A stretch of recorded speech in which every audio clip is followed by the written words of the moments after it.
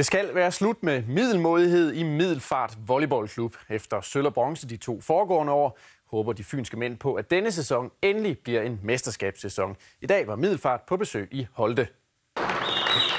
Vi skal ind og tage teten, vi skal ind og styre, og vi skal ind og spille rigtigt. Jeg vil ikke udmelde os til favorit, men jeg tror absolut, vi har chancen. Ja, det var Middelfart her i de grønne bluser, der måtte påtage sig favoritværdigheden i udkampen mod det unge Holte-mandskab. De 2 hold delte de 2 første sæt mellem sig, og i 3. sæt kom Holte foran med hele 9 point, 20-11. Men herfra frøs hjemmeholdet fuldstændig fast, og Middelfart fik gang i det spil, der i starten af 3. sæt havde været gemt væk helt omme på bagerste tilskuerplads. Fynboerne tog imponerende 13 point i træk og endte med at sikre sig sættet 25-22. Volleyball er meget mentalt spil, fordi vi kan ikke røre ved hinanden. For eksempel, vi kan ikke overskubbe modstanderen væk, hvis vi er sure. Så vi er nødt til at kontrollere tingene selv på vores egen side af nettet. Og det gør vi ikke.